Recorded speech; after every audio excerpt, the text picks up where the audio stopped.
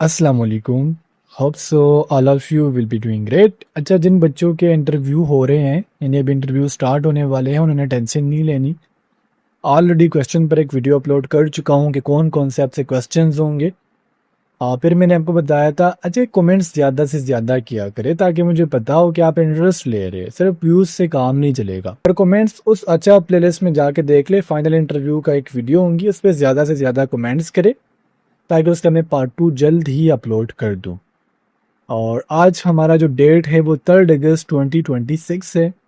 और बाहर परिंदों की आवाज़ें आ रही होंगी या फिर माइक में ना आए तो आपको पता लग गया हो कि वीडियो में राउंड अबाउट 3:30 पे रिकॉर्ड कर रहा हूँ। अपलोड इंशाल्लाह 4 बजे तक अपलोड हो जाएंगी।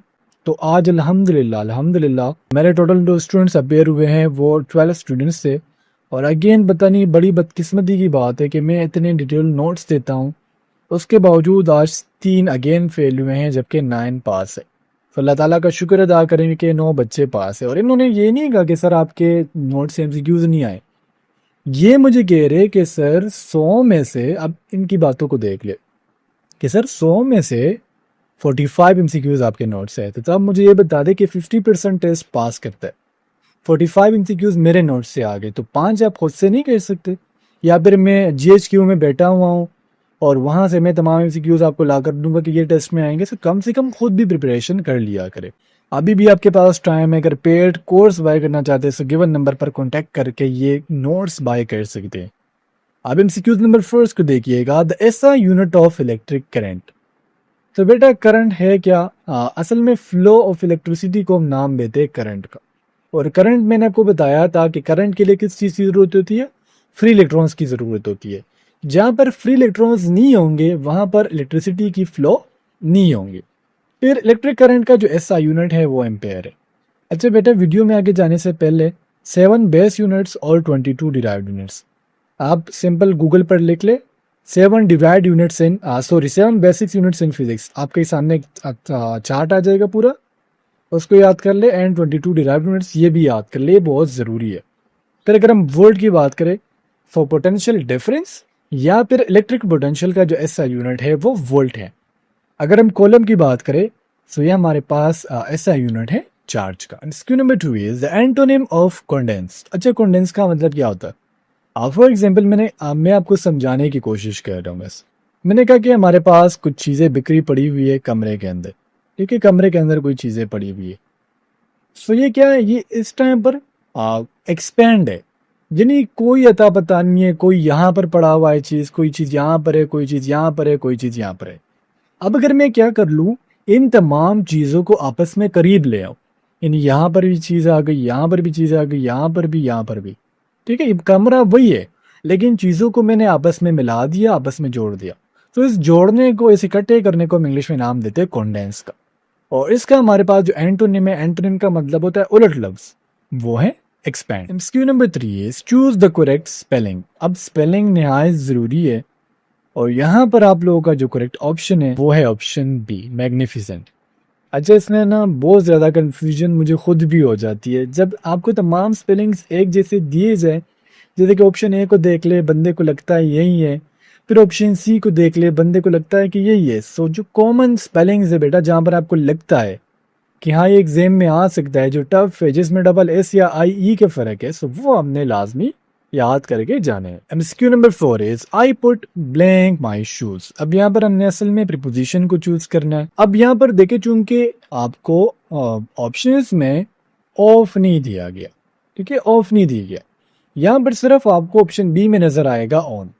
सो जब भी पुट की बात आए, पुट का मतलब कुछ भी नहीं है। पुट का मतलब होता है कुछ चीज रखना, यानी कोई चीज डालना। लेकिन जब इसके बाद आप प्रीपोजिशन ऑन यूज करेंगे तो इसका मतलब होगा जूते पहनना। I put on my shoes, यानी मैं जूते पहन रहा हूं, मैंने अपने जूते पहन लिए। और अगर फॉर एग्जाम्पल ऑप्शंस में ऑन ना दिया होता, यानी ऑप्शंस में ऑन नहीं है, तो फिर आप I put of my shoes, यानी मैंने अपने जूते उतार दिए। सो पुट ऑन या फिर पुट ऑफ, ये कॉमन कॉन्स्टेंट प्रीपोजिशंस है, ये आपको याद होने चाहिए। अच्छा, बकाया ऑप्शंस को भी थोड़ा सा ऑब्जर्व कर लेते हैं। इनकी अगर हम बात करें तो अगर किसी चीज़ के अंदर बात हो रही हो, किसी चीज़ के अंदर, जैसे अगर मैं कहूँ बिलाल इज़ इन रूम, ठीक है, तो वहाँ पर हम इन यूज़ करेंगे। एट की बात करें, किसी लोकेशन की बात हो रही है, नहीं हो रही, लोकेशन में पार्क आ सकती है, सिटी आ सकती है, कोई भी जगह आ सकती है, तो वहाँ पर एट यूज़ करेंगे। ओवर, अगर यहाँ पर मैं एक example, the cat jumps dash the table, तो वहां पर क्या आएगा, ओवर आएगा, यानी अगर किसी चीज के ऊपर से गुजरना हो तो वहां पर हम ओवर लगाएंगे। Q number 5 is if B transpose is equal to B then it is called. Transpose का मतलब क्या है, ये बी के ऊपर आपको ऐसा छोटा सा टी मिलेगा, is equal to T sorry. अगर आप बी का ट्रांसपोज लेंगे, ट्रांसपोज का मतलब क्या है, रोज को कॉलम्स में चेंज करना। तो इसको हम आसान सा लिख लेते हैं, इस टाइम मेरे में से जहन में खुद भी एग्जाम्पल नहीं है। 1 2 1 2, इसमें रोज कितनी है, ये भी रो है और ये भी रो है। तो अगर हम रो को कॉलम में चेंज करें और उसका ट्रांसपोज मैं कह रहा हूँ कि ये बी है, ठीक है, हमें बी दिया गया, एक्स सेट है। अब अगर इसकी मैं ट्रांसपोज ले लूँ, ये 1 2 है, इसको आप कॉलम में चेंज कर ले, 1 2, इस 1 2 को भी कॉलम में चेंज कर ले, तो ये आ जाएगा। अच्छा, आई थिंक सो ये गलत आ रहा है। अच्छा, बस इतना समझा दूँ, इस टाइम मेरे जहन में से एग्जाम्पल है नहीं, जल्दी जल्दी वीडियो इसलिए बना रहा हूँ ताकि वीडियो अपलोड करके आपको पता लग सके। अगर यहाँ पर आ जाता ना 2 और अच्छा कैसे आता, अच्छा अगर वापस ये ऑर्डर आ जाता, इसको हम अपने लिए आसान कर लेते। अगर यहाँ पर भी आता 1 2, यहाँ पर भी आता 1 2, तो हम ये क्या करते, बी ट्रांसपोज ले लेते। तो अगर बी का ट्रांसपोज बी के बराबर आ जाए तो इसको हम मैथ में नाम देते हैं सिमेट्रिक मैट्रिक्स। तो हमारा जो करेक्ट ऑप्शन है वो ऑप्शन ए है। और अगर ऐसे दिया जाए if B transpose not equal to B, तो फिर ये क्या कहलाएगा, फिर ये कहलाएगा स्क्यू सिमेट्रिक। सिंगुलर मैट्रिक्स वो होता है जिसमें तमाम एंट्रीज 1 हो, नल मैट्रिक्स वो होता है जिसके अंदर, यानी ये है, ये null matrix. Q number 6 is a matrix with equal number of rows and columns is called. तो मैंने कहा हमारे पास एक मैट्रिक्स है 1 2 3 4 5 6। अब यहाँ पर देख ले, अच्छा एक रो हमें और लगाना पड़ेगा ताकि हम इसको आपस में बराबर कर सके। यहाँ पर लगे 1 2 3। अब यहाँ पर देख ले रोज कितनी है, 1 2 3, कॉलम्स कितने हैं, 1 2 3। तो जब ऑर्डर आपस में बराबर आ जाए, ये रोज है ये कॉलम है, जब रोज और कॉलम्स आपस में बराबर हो तो इसको हम नाम देंगे स्क्वायर मैट्रिक्स का। डायगोनल मैट्रिक्स वो होता है, ये वाला जो पोजीशन है ना, ये वाला, अगर इस पर एंट्रीज 1 हो और बकाया सारी जीरो से, कहलाएगा diagonal. MCQ number 7 is if the sum of two angle is 90 degree it is called. So ये एमसीक्यूज बार बार रिपीट हो रहा है।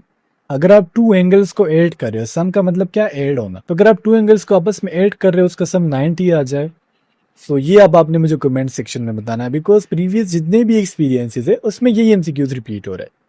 और आपने मुझे सिर्फ एमसीक्यूज का आंसर नहीं देना, बल्कि आपने मुझे बताना है कि सप्लीमेंट्री एंगल क्या है, कॉम्प्लीमेंट्री एंगल क्या है, ऑब्ट्यूज क्या है, एक्यूट क्या है, और एक मैं अपने आप से देता हूँ राइट एंगल क्या। तो ये कमेंट सेक्शन में लाजमी बताना है। Q number 8 is the operation used in rectification is. So rectification, ये असल में रेक्टिफिकेशन की डिफिनीशन है, the conversion of AC into DC is known as rectification. अच्छा, जो हम घर में नॉर्मल बिजली यूज करते हैं ना, ये AC है, फिर अगर उसके साथ एक बैटरी लगा ले, चार्जर लगा ले, तो फिर क्या होता है, AC को हम DC में कन्वर्ट करते हैं, और ये होता है with the help of diode. अगर डायोड ना हो, रेक्टिफिकेशन में क्या यूज होता है, डायोड। तो अगर डायोड ना हो तो ये रेक्टिफिकेशन नहीं होगी, AC DC में चेंज नहीं होगा। अब डायोड के फिर दो टाइप्स है, half wave rectifier and full wave rectifier. से टाइप्स भी आपको पता होना चाहिए। रेक्टिफिकेशन में क्या होता है, आप AC को DC में कन्वर्ट करते हैं। MCQ number 9 is hen is to cock as cow is to। असल में ये मुज़क्कर मुन्नस की बात हो रही है। फीमेल जो होंगी मुर्गी वो hen है और कोक मुर्गा है, काव गायें हैं। इसका जो करेक्ट इसका आंसर है यहाँ पर वो बुल है। MCQ number 10 is soldier is to army as sailor is to. So I think so experience number 5 में ही रिपीट हुआ है। सोल्जर कहाँ पर होता है, ये होता है आर्मी में, सेलर्स होते हैं नेवी में। इस तरीके से सोल्जर्स अगर आर्मी में हो तो जो एयरमैन होते हैं, नो, जिसका अभी भी टेस्ट दे रहे हो, सो एयरमैन होते हैं एयरफोर्स में। MCQ number 11 is if one man write 5 papers in 5 minutes how much time will it take for same man to write 1 paper.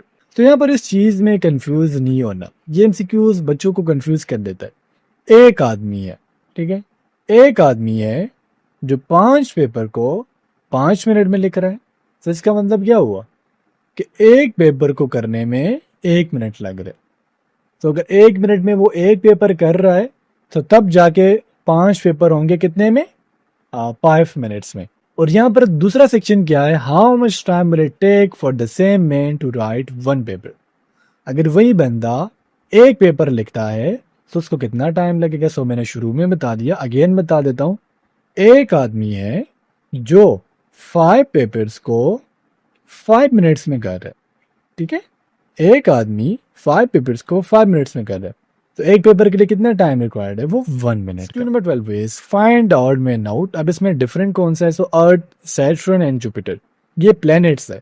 लेकिन ऑप्शन डी में आपको ओवरऑल चूंकि प्लैनेट दिया गया है तो यहाँ पर ये different. Question number 13 is which of the following performs its function by converting electrical energy into motion.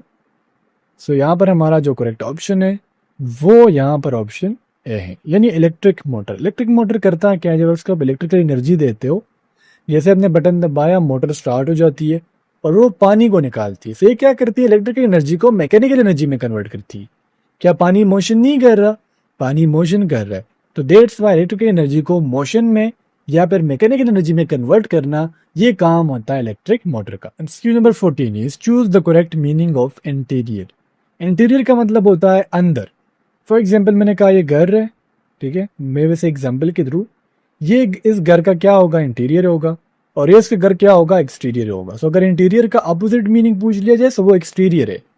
लेकिन यहाँ पर इसके तमाम जो ये इसके सही मीनिंग्स है। लाइक इंटरनल, आप इंटीरियर की जगह इंटरनल भी यूज कर सकते हो, इनसाइड भी यूज कर सकते हो, एंड इनलैंड भी यूज कर सकते हो। Excuse number 15 is Maria has been waiting for you blank morning. So previous video में आपको 2 चीजें समझाई थी, फॉर एंड सिंस, के इसको हमने कब यूज करना है। तो मैंने आपको बताया था कि फॉर हम तब यूज करते हैं जब आपको यानी कोई स्पेसिफिक टाइम पीरियड दिया गया। अगर यहाँ पर लिखा होता Maria has been waiting for you, यहाँ पर लिखा होता 2 आवर्स, तो फिर हम लगाते फॉर, चूंकि हमें स्पेसिफिक पीरियड दिया गया था, स्पेसिफिक टाइम दिया गया था। लेकिन चूंकि यहाँ पर सिर्फ मॉर्निंग लिखा गया है, कोई टाइम नहीं बताया। टाइम बताने से मुराद ये नहीं कि हमें डे का एक टाइम बता दे, नहीं, कोई स्पेसिफिक टाइम। डेट्स यहाँ पर हम यूज करेंगे since. Maria has been waiting for you since morning. Last MCQ is Ayesha is suffering from fever. Fever is, यानी यहाँ पर पेपर में क्या लिखा होगा, Ayesha is suffering from fever, the underline word, यानी फीवर को अंडरलाइन किया होगा, फिर आपसे पूछा जाएगा कि फीवर क्या है। तो अगर हम आयशा को देख ले, तो आयशा आपका नाउन है, इज आपका यहाँ पर हेल्पिंग वर्ब है, सफरिंग यहाँ पर एक हेल्पिंग वर्ब का काम करता है, ठीक है, सॉरी वर्ब का काम करता है। और अगर हम फीवर की बात करें, फीवर, तो फीवर वर्ब है नहीं है। वर्ब का मतलब क्या होता है, यानी आप कोई काम कर रहे हो, खाना पीना, रोना दौड़ना, ये तमाम काम है। एडजेक्टिव यानी सिफत बयान की गई है, नहीं बयान की गई, तो यहाँ पर आपका क्या, ये नाउन है। प्रोनाउन क्या होते हैं, जो इंस्टेड ऑफ नाउन यूज किए जाएगा, ही, शी, इट, इट।